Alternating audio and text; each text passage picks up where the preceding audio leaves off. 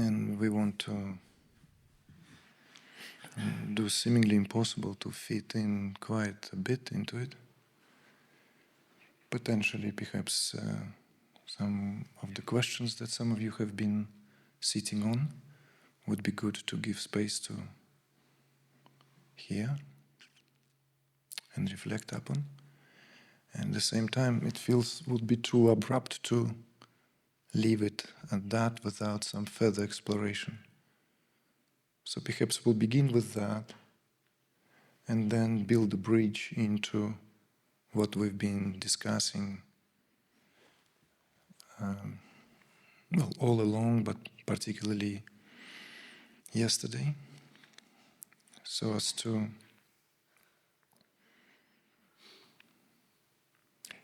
perhaps gain some insights that each and every one of us would have to find a way to resolve. Because the premises of this work are based upon that, is that the truth needs to be made one's own. Anything less than that will become, one way or another, indoctrination. And indoctrination requires very different. Indoctrination is based on the dichotomy. So it perpetuates all that what we are here to bring to the light of our awareness. So all great religions come with great intentions. Originally spring, we could say, from the same source. The messengers, the prophets, the so-called men and women of God. But how that then message that springs from the highest is received in the valley of respective levels of consciousness and in turn interpreted and made into a variety of doctrines which require indoctrination. So therefore, the premises of this work are truth needs to be brought home for it to become one's own. Lived truth, lived reality. And we are potentially, possibly, arguable, but standing on the precipice of whether we are making or not of this particular species, whatever this species are, Homo sapiens, I don't know. Are we going to make it or not? Are we going to pass through this threshold? Because the speculations on variety of ways of whether it is up to us to decide the destiny or not can be checked up on this, at least in terms of what it presupposes, this Advaitic perspective, that there is no individual agency. As nobody here acts on their own accord, and this poses, of course, a lot of tremendous confusion. On one hand, it offers tremendous relief, just as all monistic religions, all of them come with that perennial message, which is a release and relief from the deepest sense of psychological burden that each and every human being carries. So listen to this attentively, please. Nothing is going to be here spoke in terms of be cut in stone. No dot is being put on I. You are the one who does that job. You are that dot that you complete here the picture and make sense out of it. It is that psychological burden that at once points to the origin of who we are, because it points to the place of our responsibility here. Hence it is carried in that way. But when it is viewed from the perspective of individual, it indeed becomes unsurmountable weight to carry. See? But there is this cadence, there is this,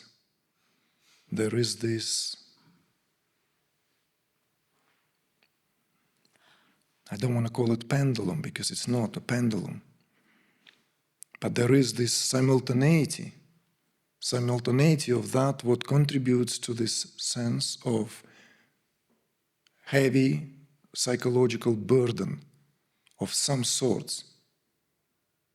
Whatever the routes are taken, whatever the exits are looked for to escape this, some of them are attempts at simply live by the rules, after me is a flood. I'm but an Epicurean, I'm here to enjoy and then, well, hey, till the sun shines, who cares what's after? It's simply a strategy. A strategy. One may pretend that one is Louis XIV, who declared, I am the sun, who declared that, led the monarchy to its extinction. It requires Louis XIV to end monarchy. So history can also be looked upon attentively, applying the spiritual understanding when and how laws of nature violated to such degree that it will no longer be possible. So these attitudes of also trying to find refuge in certain spiritual, often preferred, again, due to certain psychological predispositions, as I argue a lot in the case of widespread popularity of Buddhism in the West, circa, let's say, 60s and the 70s. First with the upper classes, until it is then seeps in through various different layers of society, through those crevices. Because it offered that release, temporal release from the heavy burden of the Catholicism, heavy weight of all this religious weight that we carry. Suddenly there is, it's very, very, it's simply taking off that, lid, existential pressure, cooker pressure, the notion of non-self, shunyata, it's liberating. You see? And I'm not talking about now other aspects of that which are rooted in preference towards certain entourage, aesthetics. Right? In the age of postmodernism, the head of Buddha in a garden, a little fountain, a little Zen garden, little pebbles, all neat and tidy, give us this sense of that we are somehow closer to the teachings of the one who went beyond the mind. Makes us all feel a little Buddhas in our own way, in our own little garden. No matter how messy it is, we throw a few white pebbles and we feel we've done the job. This is our, go to IKEA, do the spring cleaning, place a few bamboo shoots. Right? Won't fly for too long. So this question of psychological burden offers something else instead. What it is, it's a reminder that Shiva is always in place. It's a reminder of the supreme identity of being human. The supreme identity of what one is prior to any other roles one is placed in this particular incarnation to play. And it is the job, at least according to how it is viewed and seen, to realize that. It is the job of that jiva to realize its Shivahood. Because in doing so, there is this release, a tremendous release without copping out, a release of the psychological pressure of cosmic proportion without withdrawing oneself from the aspect which requires an action. So this is where I said, listen, please, to this attentively. Because according to Kashmir Shaivism, according to this lofty philosophical framework of understanding, which differs in some cases radically from many other very well-known schools, purportedly with that, or compared to that, of Advaita Vedanta, which colored the whole, we could say, Orient, influenced the whole Orient, since it's been neatly summarized by the 8th century sage Adi Shankara. The influence of Advaita Vedanta is unparalleled. The cross-pollination of philosophical schools are seldom acknowledged unless at the highest level of scholarship, we could say.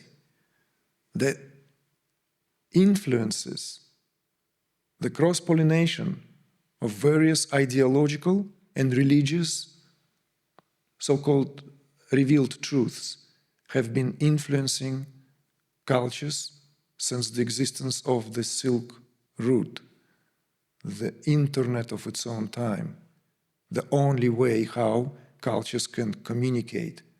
The trade was that would give the safety for the scholars to travel. We're not going to go there. I've covered this many times. There are some references if you're interested. What of interest to us here is that according to Advaita Vedanta, the absolute, for which there's a term, Brahman, absolute, is uninvolved. It stands aloof to what otherwise is experienced in the domain of the appearance of what we call the world. It's a grand perspective, not to be belittled. This is not a critical assessment. This is the assessment of its loftiest of perspectives. Brahman stands aloof, uninvolved. What we call the world is but an appearance in Brahman. The terms that are utilized there, terms. The world is unreal, only Brahman is real. Brahman is the world. The terms Sat and Mithya is introduced there. Brahman is equated with Sat, eternal truth, that which is only real. And the world, Jagat, is spoken as Mithya, which means not true, false, erroneous, as appearance can be at any time. Will shadow fall on the world look a bit like someone's, dragon, crocodile, or simply unpleasantly looking creature? But it's not there. The snake in the rope, classical Advaitin perspective on how to deliver the spiritual discourse. Snake is seen in a rope until one realizes upon examination that it is only a rope that appeared for a time being as a snake, but upon close scrutiny, it's just a rope. So snake ceases to exist when one realizes it's but a rope. So goes that discourse, classical. So classical, it is canonical. This snake versus rope have been spoken of in Indian spirituality for millennia.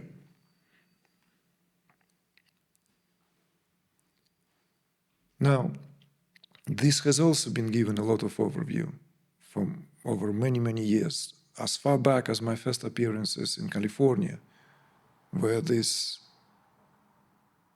was given a very close scrutiny. Here it's just mentioned by, simply to bring us to this, to bring as many different points of reference so that you can string this all together with your own understanding, with your own awareness. So the perspective here is that the Almighty, let's say, the Absolute, the one and the only, which is the only reality, is uninvolved in the affairs of what we call the world. The world itself is seen as not having reality of its own. So therefore, it is meant to be seen through. Only to see through by virtue of that, right? Seer is always positioned somewhere in terms of this anatomical, let's say, faculty of seeing. It's an internal. I can be arrested by what I see. I can be arrested by what I see. But I am arrested to such degree that it loses me, it basically at the expense of losing that what sees. And that is considered to be, by definition, ignorance, because this is called superimposition. So Maya is superimposed on Brahman. That's the Advaita Vedantic perspective. The Maya, the appearance, this reality, which is translated as not what it seems, Maya, not what it seems. Or in other translation and explanation, Maya is that by which everything is measured. Maya, measured. Everything is measured. Everything is relative, in other words. Everything is in relation to something else. It doesn't exist as absolute reality. So Maya, superimposed on Brahman as an appearance within awareness, causes the appearance of the world. So the aspiration of the renunciate gains a solid philosophical platform to renounce the world. Do you see? So the philosophical system is laid out, which perfectly fits the framework of understanding if I were to root my aspirations in renunciation. And that's what Advaita Vedanta served. Arguments were made already before I came into the scene, but I've added my voice and repeatedly reminded over the years, over a decade, that adopting Advaita Vedanta into the Western soil sooner or later will backfire, one way or another, because Western culture does not have place for renunciation. It was eradicated. It doesn't hold place. There are no terms. There are no terms in any culture. Please, hold me here to be wrong if you know such term that will be equal to the Sanskrit sannyas. In Sanskrit there is a term, sannyas versus grihashta. Sannyas means the one who entered the world of renunciation. He walked out on life. Walked out. Sannyas, taking sannyas upon oneself. Become a sannyasi. It's not even to become a swami. Swami, the term swami, has many equivalents, perhaps a nun, a monk. But whereas in some cases, in some Christendom, Judaism, Islam, the clergy can live a relative life to a healthy degree of having children and family. In most cases, swamis are not allowed to enter relationship. In India is a code of conduct. But sannyas and swami are not the same. You see? Swami is closer still to grihashta, householder. Sannyas is a term for someone who left the chess game. Sannyas is the one who lays the ropes of all that what we clad in to play particular roles and goes out, as it were, naked. Take it literally or not, that's what it means, is to take off all costumes. It's take off all the dramas. With that, every costume comes with a role. So, where is in the Western culture do we have such equivalent? We do not. Can you just explain the difference in our culture with the hermit? Yes, but hermits are basically homeless people today. Hermit is not a class of society, whereas sannyas is. If, for example, a group of sannyasins, or single sannyasin, enters the village or any place where there's a household, he will bang his whatever katamba bowl, and he will just simply utter, God is hungry. Not so and so, not I am hungry. God is hungry. And immediately he will be given whatever. It's a societal agreement, right? The people who beg for donations on the streets, they're not in that category. So what I was pointing out, and this has been pointing out before me in a more perhaps eloquent way, but for me it became very important to point out to a widespread popularity of Neo-Advaita and non-duality, particularly radical sides of this movement, to the false promises, or rather both false promises which are rooted in false premises of adopting that teaching into the Western soil. Whereas what came very clear to me, that Kashmir Shaivism, known to scholars as Trika Shaivism, of which we gave this very brief outline at the beginning, is indeed a fitting philosophical platform. Why? Because in contrast to the perspective on Brahman, the perspective on the Absolute, which utilizes simply different term, Shiva, Vedantic Brahman and Tantric Shiva is the same thing. It denotes the same thing. Shiva here spoken of as an absolute, one and the only, Shiva. Not as part of the Trinity, remember that? Do not confuse the Hindu Trinity with the Shiva, how it is viewed in Tantrism, in Shaivism. From the point of view of Trika Shaivism, Shiva is not an uninvolved bystander. He is not the one who is aloof to what is taking place. Contrary to that, this world is the body of Shiva, is not an appearance in Shiva. So this is a radically different perspective. For that reason, Kashmir Shaivism utilizes 36 tattvas instead of the classical Indian 24 tattvas, and drives this philosophical system scrupulously from that purest category, first category of Shiva, to Shiv Shakti, to Sadashiva, and so forth, as is cascading, as it were, into the forms and phenomena before everything is dressed in Namarupa. Everything is dressed as name and form, because every form, in essence, is sound condensed as matter. Or, paraphrasing and speaking in Shaivite language, every form in its essence is Shiva humming its own name to itself. Everything is made out of vibrations. Everything is a vibratory power of Absolute.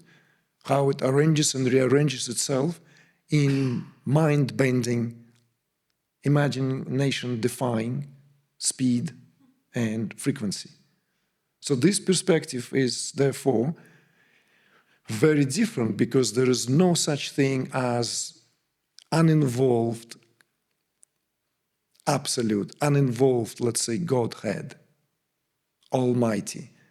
And here the world is run by whatever, laws of karma, right? That, like Mahatma Gandhi's famous analogy to give this sort of like having created universe, having created the world, to remove himself from macromanagement, God created the law of karma. So the world will be run by self-administering laws.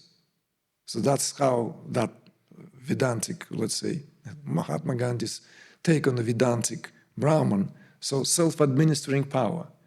So in other words, whatever we do, we still do to ourselves. Whatever we experience is the result of our own doing, period. This is Indian perspective. Leave it or take it.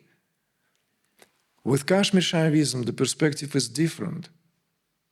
With Kashmir Shaivism, Shiva is not an uninvolved spectator. Shiva is an one and the only agent. You see why that is here spoken in terms of simultaneously a tremendous release from that psychological burden that each individual carries, as Shiva in disguise, as that awareness that hides in the individual. Maybe I should move to the board now to make it more explicit when we speak. Shiva hides himself, itself, herself, obviously. Language is bound by dual nature, dual structure of the thought and genders here. Shiva is absolute. Hides itself in the world, in an individual. So there is no such thing as individual entity. There's no such thing as you, so-and-so, I, so-and-so, and there's no such thing. It's an apparent manifestation of absolute in a particular form where absolute hides itself, consciously as well, consciously. It's not an appearance as in the case of Advaitic Maya. The world here is the body of Shiva. This struck me back in the days when I was looking for reconciliation and deep understanding to my own experiences, revelations, insights, and so forth. As I often say, post factum, to get that understanding, this struck me as the most practical philosophy of everything I've come across in terms of reconciliation of that absolute and this relative. Therefore, I sing Purnamada Purnamidam for now into second decade, and there's no need to change my repertoire. It's very, very fitting, that absolute is full. This relative is full. This relative rising from that fullness and remains fullness itself. And into fullness it is reabsorbed, and what remains is fullness. So this is the Purnamada Purnamidam, ancient Upanishadic verse. So what struck me is that universe, the world, the entire creation is understood to be the body of God, the body of Shiva. You see? So in other words, it immediately reevaluates and revisits all these hierarchical structures of creation. It reevaluates all these, let's say, ideas of hell, purgatory, paradise, right? Or heaven, which no doubt exists in variety of spiritual and esoteric traditions, not just in Christianity. We can find traces of these perspectives in many other metaphysical outlooks of how it is all constructed, how it all functions. But here, what is fascinated me from get-going is that from Shiva to earth, in Sanskrit Bhumi, upon undergoing all these endless phases of transfiguration, as it cascades, as it were, in this way, we will use that language, descends, awareness descends into the world as its own body. Pay attention, it's not where a universe is created and then Shiva enters it, even if you come across these lines. It cannot be done other than through the progressive phases of these frequencies, of these vibrations that proceed from the most refined, unimaginably fast, to where the vibrations, as it were, cooling off and become more and more crystallized and gain particular appearance, form, density, intensity, culminating in the element of earth as that final phase, somewhere here, final phase where everything is then follows the, or proceeds through the cascading still further order of elementary creation, right? So in this phase where ether gives rise to air, air gives rise to fire, fire gives rise to water, and water gives rise to earth. Whilst every element is contained therein, the preceding element contained in the element that unfolds from it, and contains it all. So ether is as much present in the earth, in actuality, just as ether is present, just as earth is present in ether in potentiality. Do you understand this? So this,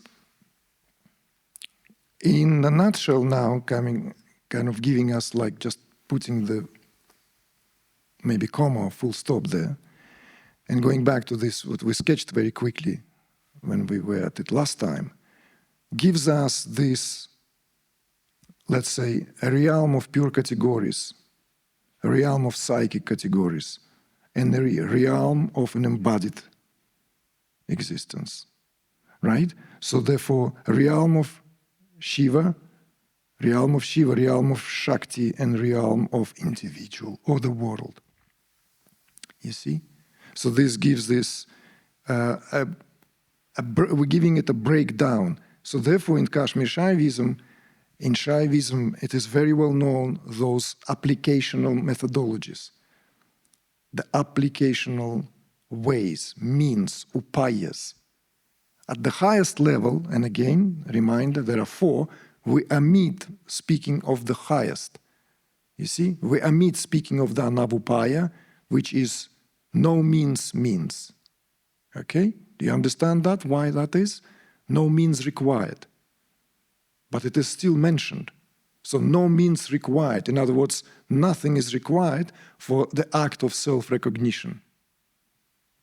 It's whatever. Frog jumps into the pond and I'm enlightened, right? I inhale the rose and I'm enlightened, right? I made this step and I'm enlightened. Someone tapped me on the shoulder, I'm enlightened. I read the verse, and do you understand that? No means required. These were not means. They were simply a whisper of that echo of who I am that suddenly comes into the actualization. So therefore we omit that. So what we've left with is Shambhavopaya,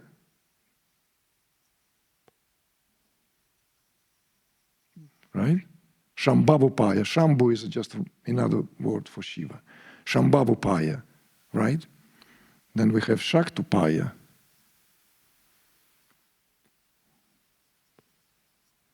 And Anupaya. See?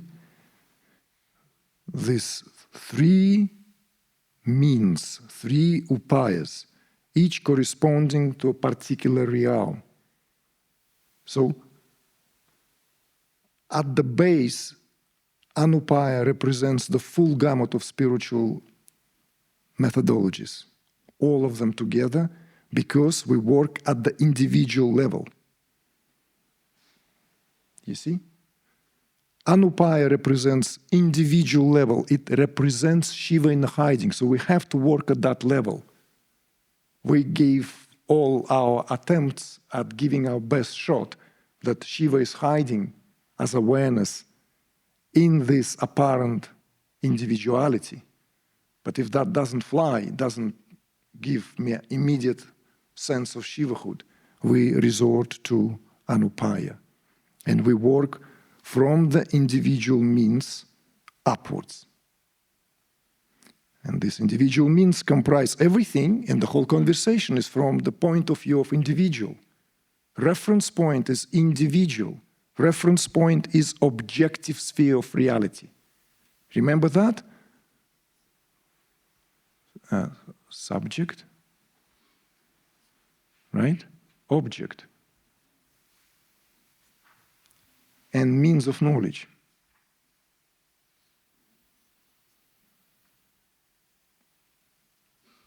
Right? Subject, object, means of knowledge, or seer, seeing, seen. At the level of individual, the dichotomy of subject-object is so intact that obviously methodology is always dualistic, justifiably so. Then, upper register, or register up above, is Shaktopaya, which are conscious-based means. We begin to work with the principle of chit, consciousness. A principle of chit, consciousness. See? It's the principle which basically utilizes the quality of our consciousness, which is the domain of Shakti. Taking you back to here, the only way Shiva can be transfigured into this realm of individual experiences is because of the power of Shakti. And the power of Shakti begins to work straight from the moment there is that movement of which we spoke with Martina when we were speaking of Kundalini course, and we were speaking of, remember, of that trembling trepidation, where will the power move?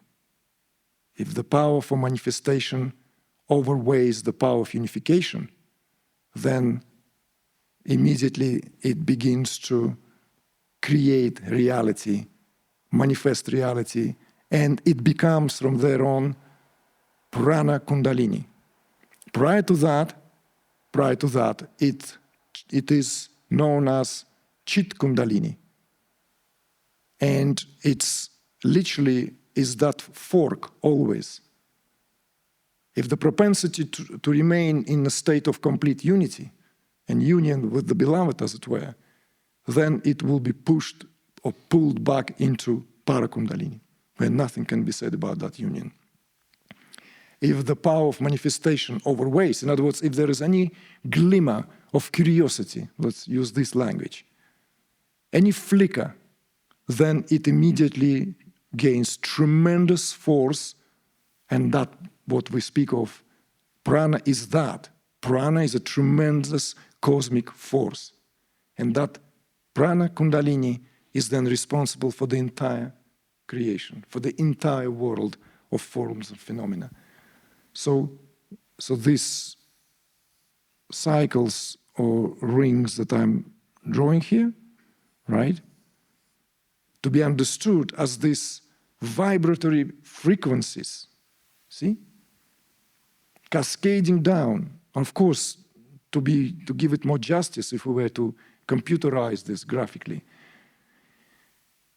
then it would be infinitesimal number of these frequencies as awareness cascades, and with each cascading concentric wheel,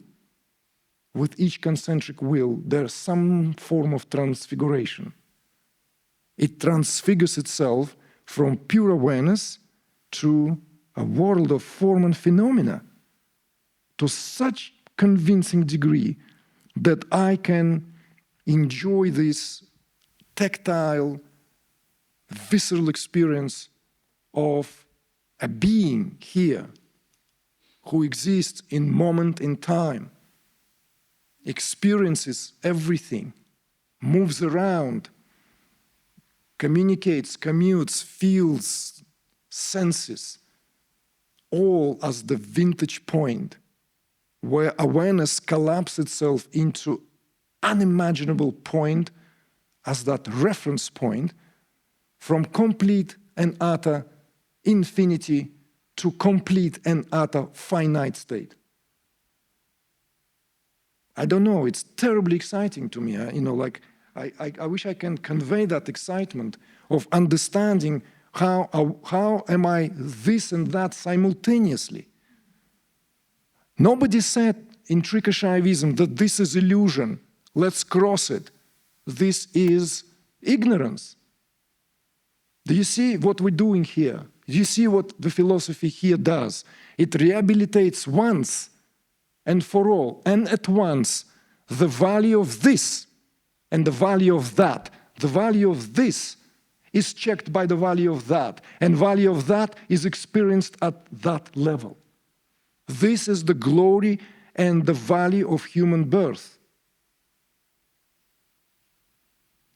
And it is worthy of contemplation because this and that are not two diametrically opposite different realities. It's one reality, one and only reality. It's monism. It's a true Advaita. But in terms of applicable methodologies, different means applied, that's all. This is spoken in terms of spiritual means. So if Shaktopaya is where we work with consciousness, this is the realm of frequencies and vibrations of awakened life force. At the level of Shambhavopaya, we work from the principle of will only. We work from the principle of I-amness. We work from the principle of, remember, aham. Remember that? I am. So, at the level of Shaktopaya, means of knowledge, consciousness. Awakened life force is required to work at this level. There needs to be awakened consciousness because that's what Kundalini is, awakened consciousness. Kundalini is also can be spoken of simply as that. Chitti is another term in Sanskrit when it's referred to Shakti. At the level of Shambhavopaya, and working at the level of Shambhavopaya become possible when we have enough of that, you see?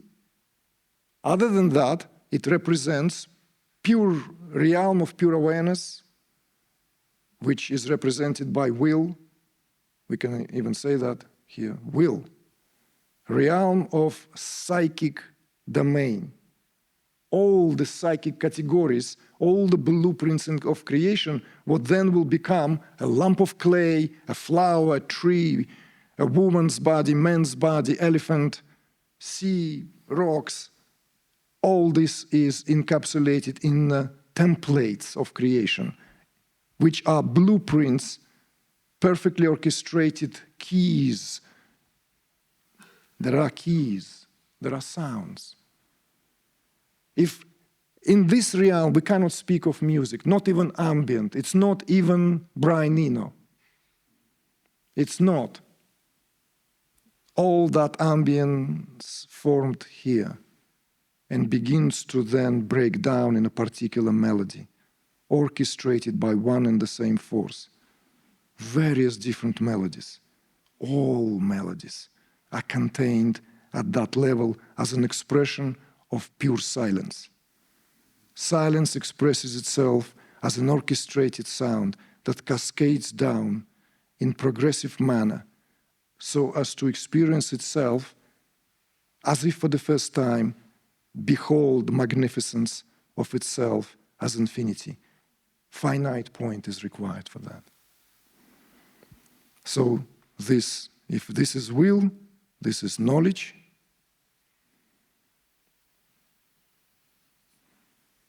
And this is action. Right? Ikcha Jnana Kriya in Sanskrit. Ikcha Jnana Kriya. So that's in relation to the spiritual methodologies employed.